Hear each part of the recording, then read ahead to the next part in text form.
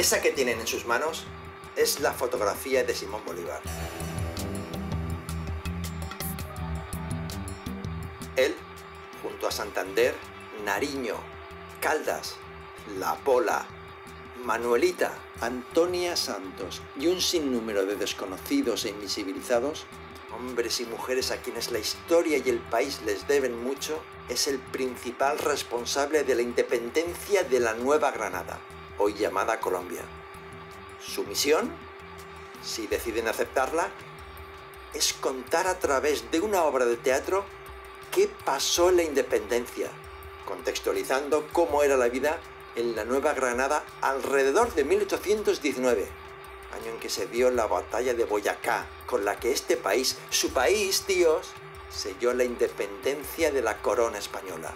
Buena suerte, muchachos. Esta grabación se autodestruirá en 3 segundos.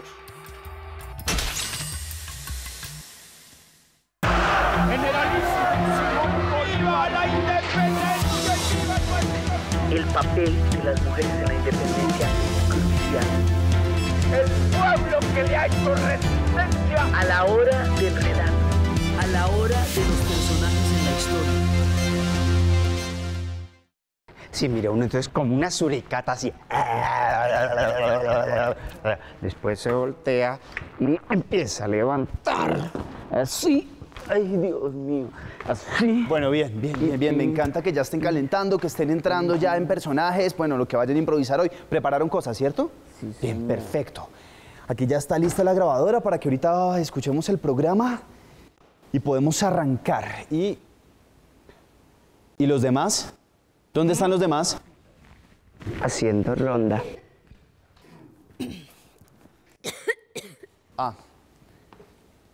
Bueno, ya que estamos completos, tengo una buena noticia. La buena noticia es que todo el tema de las mujeres en la independencia fue un éxito. Tenemos mucho material para trabajar, pero hoy necesito pedirles algo. Y es que hay 2 enfoques que no podemos perder, ni el étnico ni el de género. Porque es que las mujeres, los negros, los indígenas han sido olvidados, han sido ninguneados, a veces no se les encuentra muy claramente en los relatos históricos y eso no puede pasar. Así que en las improvisaciones y en las cosas que propongan y lo que investiguen Fabiño tienen que estar esos 2 enfoques. ¿Listo? Género y étnico. Sí, a mí sí me parece eso muy importante, Charlie, porque yo nunca he sido racista ni he discriminado a nadie. ¿Sabe que si no tenemos, Charlie, indígenas? Porque mujeres, hasta de mentiras. Ay, mijita, usted podrá no vivir en ningún resguardo indígena ni en ningún palenque, pero con esa estatura y esa cara de india no se la quita nadie. Pues sí, soy indígena y a mucho honor y boyacense. ¿Y qué? Bueno, no. ¿Sabe qué? Miren, lo que pasa, Charlie, es que aquí a todos nos corre sangre indígena. Sí, es verdad. Sí, lo que pasa es que se nos olvida y creemos que somos de sangre azul o de la realeza europea. Sí, es cierto lo La que dice la iglesia. chimba. Bueno, ya no más. Uno no puede estarse ofendiendo con cosas de género, con palabras diciéndole indio al otro. Es importante que reconozcamos que por nuestras venas corre sangre indígena y que eso es parte de la historia. Bueno. Positivo. Positivo. Sí, Charlie. Yo tengo aquí anotado todos los pueblos que sobreviven, porque a la mayoría los arrasaron. Sí. Y también tengo anotado las lenguas que sobreviven. Claro, y todos esos datos son importantes. Pero más bien concentrémonos en el tema de hoy. ¿Les parece? Charlie, ya va a empezar el programa de Diana. Bien, vamos a ponerlo.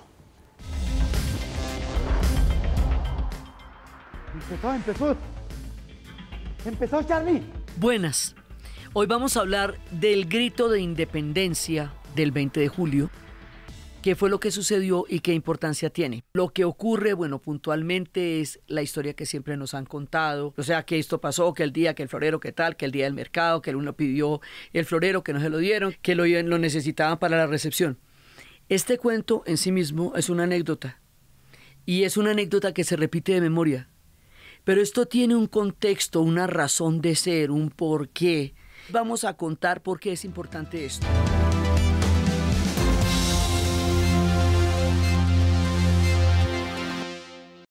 Uy, Charlie, ¿sabe qué? A mí me gustaría ser de florero. Ay, no, ahora la diva quiere hacer de florero. Eso ya es mucho deseo de protagonismo, neurótica. Pues mire, ¿saben qué? Es que uno en teatro puede hacer también un objeto, ¿sí? Ustedes como no han hecho teatro como yo, o en cine como el objeto oscuro del deseo. Mejor dicho, uno puede hacer lo que quiera, eso tiene un significado, ¿cierto? ¿Sí o no? Yo quiero hacer algo surrealista. Ay, no, concentrémonos, por favor. Lo que ocurre, bueno, puntualmente es la historia que siempre nos han contado, que era una recepción para don Antonio de Vicencio, que los hermanos Morales fueron a donde Llorente en un día de mercado, que era viernes, y le pidieron prestado un florero para la recepción, que él se negó a prestar el florero, y que a partir de ahí se formó una pelea, y que la pelea caldeó los ánimos y que el pueblo participó en estos ánimos caldeados en el día de mercado. Igual yo creo que en las escuelas y en los colegios nos explicaron muy bien cómo era todo esto del Día del Florero y de la Independencia, ¿no? Yo creo que a quién no se lo explicaron en el colegio. A mí me enseñaron muy bien en la escuela lo del florero de Llorente. ¿Quiere que se lo cuente? Florecita, ¿a usted se lo enseñaron o lo vivió? Porque usted es como de ese siglo, ¿cierto? Ay, no, la pollita. Ay, no, pues no tanto la pollita, pero por lo menos sí un bicentenario más joven que ustedes. Pero un bicentenario mal vivido. No, ¿y usted le consta o qué? No, ya, dejemos la pendejada. Y más bien miremos a ver qué fue lo que pasó el 20 de julio de 1810, que era viernes, día de mercado en la Plaza de Bolívar.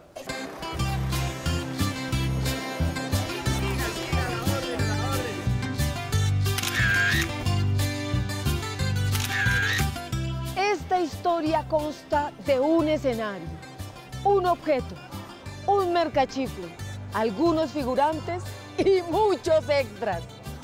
El escenario es esta casa, ubicada en una esquina de la Plaza de Bolívar, en la carrera séptima con calle 11, en Bogotá. La casa tiene en sus orígenes un poco más de 400 años. Pues es una casa que de alguna forma representa también la manera como los bogotanos vivían en ese momento. Es arquitectura colonial, llegada de España. Es decir, son casas que no superaban los 2 pisos. Normalmente en el primer piso había una tienda, como efectivamente sucedía en esta, y el propietario de la casa pues vivía en el segundo piso con un balcón que se abría hacia la plaza, como efectivamente está. Ya si la casa es exactamente igual a como está hoy en día, no. Quedó olvidada en un momento y ha tenido varias intervenciones, restauraciones. De hecho, el balcón en el que estamos en este momento parados no es el balcón original de la casa. Este balcón lo trajeron desde Nariño porque el que tenía originalmente la casa estaba absolutamente destruido. El objeto es este florero, que a mí me parece muy bonito. El florero como símbolo se ha ido construyendo a lo largo de los años. Y se ha ido construyendo y convirtiendo en un referente poderosísimo de un grito de independencia. Y entonces, cuando uno habla con los investigadores y estudiosos, pues se va dando cuenta que pues, las cosas no son tan así como las contaron a uno cuando estaba en el colegio. Nosotros tenemos un objeto material a partir del cual podemos encontrarnos en un relato histórico. Pocas veces las revoluciones lo tienen como tal. Entonces, el valor que tiene es el ícono de podernos remitir a un objeto a partir del cual se desarrolla un relato. Bueno, sigamos. Y está un señor que es como el malo de la película, con el que no podemos reconciliarnos. Don José González Llorente. Chepe Llorente. Él era un español comerciante nacido en Cádiz y él tenía un negocio en el primer piso de la casa y ahí se la rebuscaba vendiendo telas, libros y objetos decorativos. Estaban los Morales, don Francisco y sus hijos Antonio y Francisquito, unos comerciantes bogotanos de la clase alta. O sea, unos criollos cachaquísimos, ala. Bueno, de los hermanos Morales les puedo contar que ellos fueron personajes secundarios del denominado Día de la Independencia. Ellos fueron los escogidos por los promotores de la revolución para que vinieran y se la montaran aquí a Llorente, que tenía su negocio allí en la esquina. Imagínense que llegan los Morales a la casa de don González Llorente para pedirle prestado el florero en homenaje a ese señor Antonio. Buenas. Buenas, Bessie, ¿cómo le va? ¿Cómo le va? ¿Qué tal, Bessie? Qué gusto saludar y ser saludado, ¿no, Bessie? Venga, ¿usted de casualidad no tendrá un florerito por ahí que no nos quiera prestar? Una reunión que tenemos. ¿De casualidad? Un ágape. El tema del florero de Llorente se planeó en el Observatorio Astronómico donde el sabio Caldas. Esto se planea tal cual. Vamos a recibir a vamos a tener tal recepción, vamos donde Llorente, le pedimos el florero, él no nos lo presta, incluso tenían plan B si no lo prestaba, porque tal que se pusiera querido ese día y dañar el parche. Algunas versiones dicen que cuando fueron a pedir el florero, Llorente se emberracó y los mandó para la Damia. Otros dicen que muy cortésmente le dijo que no, pero de todas maneras uno de los Morales le dijo y le advirtió: o nos presta el florero o le pego en la cara, y se armó la trifulca. ¡Eso, golpe! ¡Eso, golpe! ¡Dando, se están dando! ¡Ah, bravo! ¡Dale, dale, como se pelea! ¡Ay, no! ¡Pégale! ¿Pero qué pasa? ¿Qué pasa, pelea? ¿Sabe qué? Me cago en los americanos y no se los presto. ¡Se va a hacer todo este... ¡Ay! ¡Come el capi, Lora! ¡Oh! ¡Derrótalo! ¡Vamos, defiende la corona! ¡Golpeado! ¡Golpeado! ¡Te vas a dejar de un americano! ¡A ver! ¡Ah! ¡Bravo! ¡4!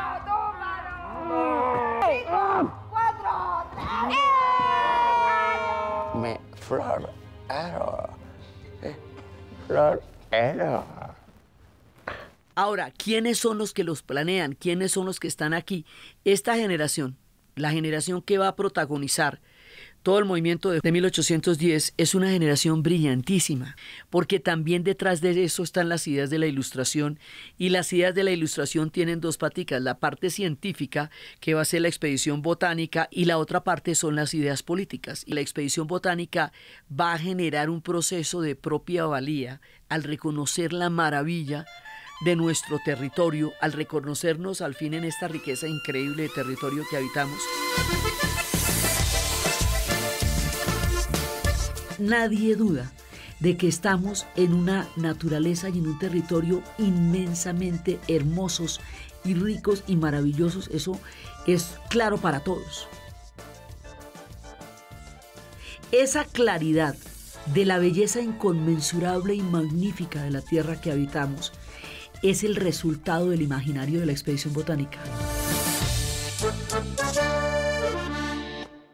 Lo importante aquí para nuestras investigaciones y para lo que estamos haciendo es entender lo que proponía Diana, entender eso que estaba pasando en el mundo a finales del siglo XVIII y principios del XIX, toda esa revolución como ideológica y política que había en Europa, que tuvo consecuencias aquí también políticas y geográficas. Bueno, Charlie, perdón que lo interrumpa. Yo sí entiendo lo que dice Diana, que lo científico se vio claro en la expedición botánica. Pero, ¿y en la política?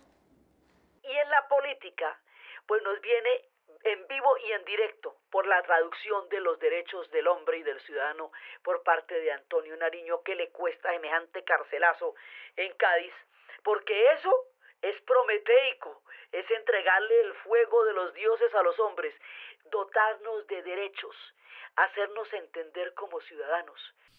Estaba calculado que se iba a dar una coyuntura que se iba a poder aprovechar para crear el movimiento de juntas en Bogotá, en Santa Fe, porque era necesario con todo lo que se estaba dando, con todo el proceso. Sí, así lo tengo aquí en mis apuntes. Pero hay veces que me enreda en la cabeza ese cuento de las juntas.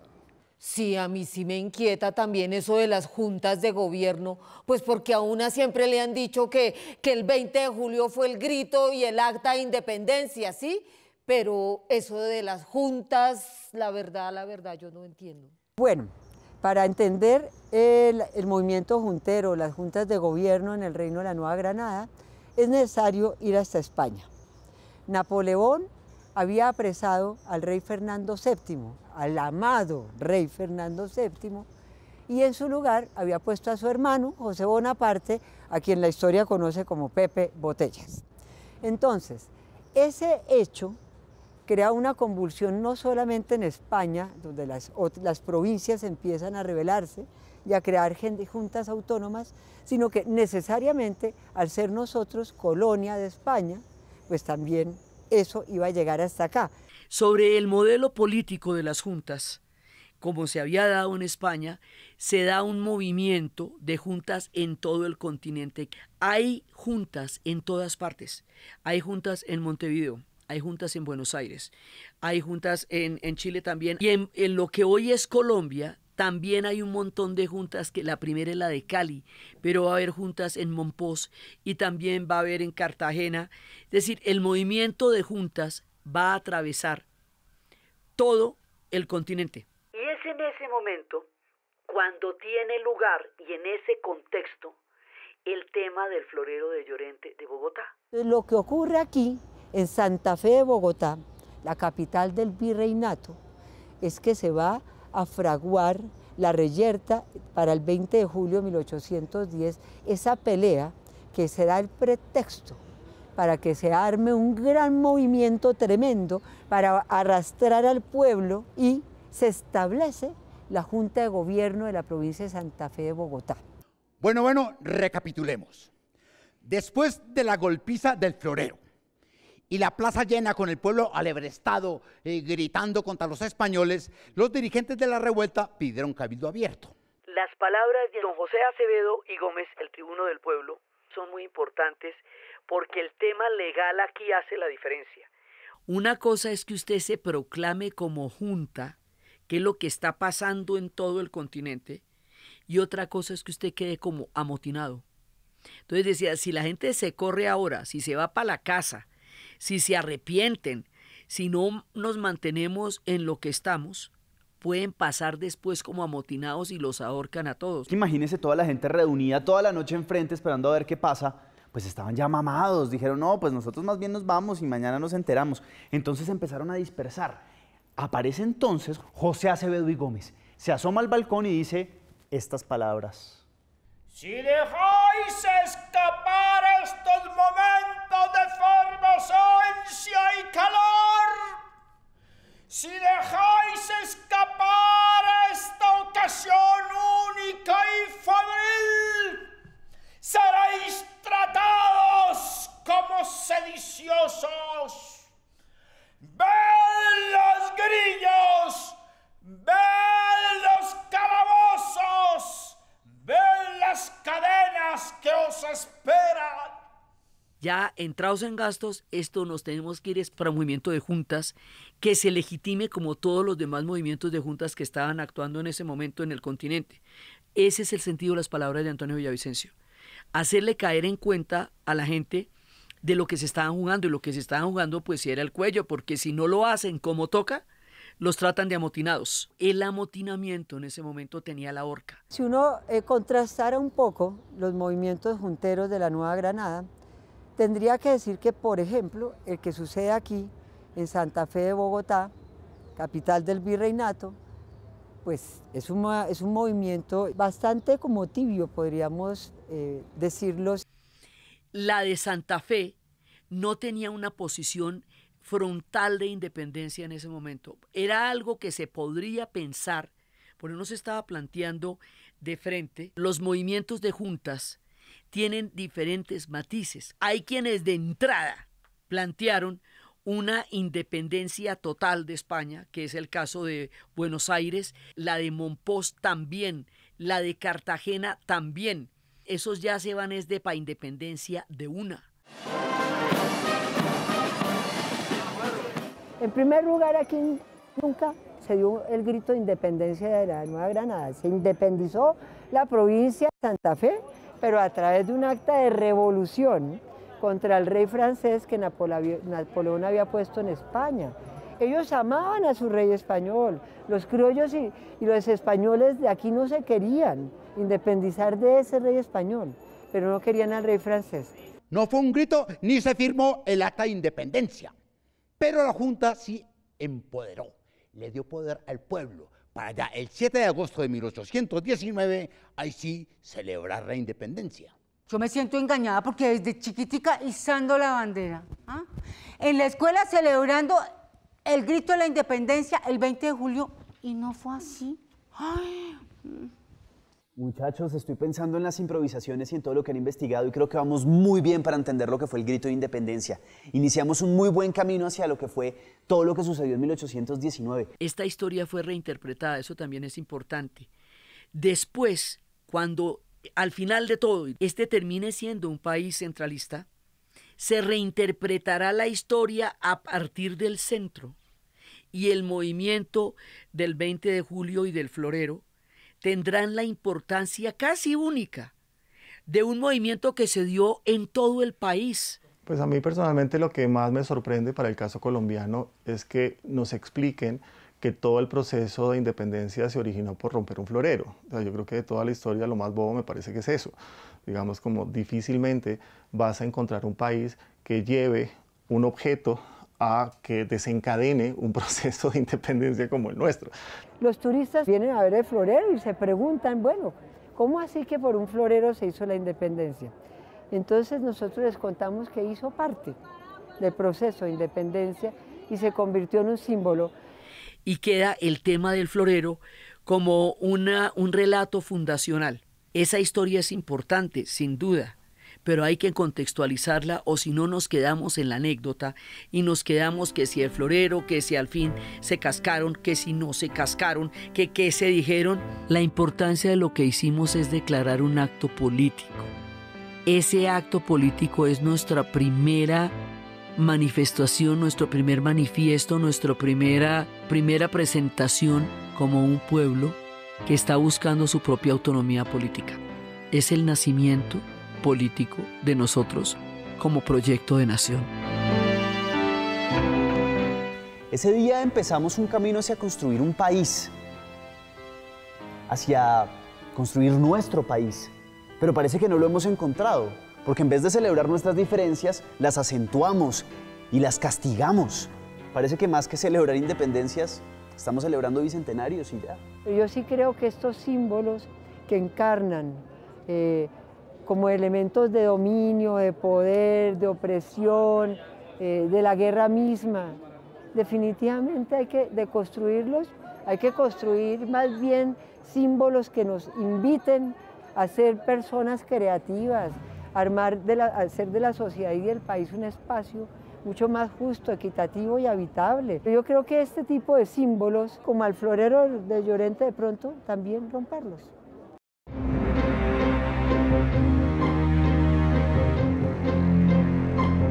El 20 de julio tiene la importancia de ser como el ícono, porque así son los relatos fundacionales de los pueblos. Pero esto, como les estábamos diciendo, tiene un contexto. Y eso era lo que les queríamos contar hoy.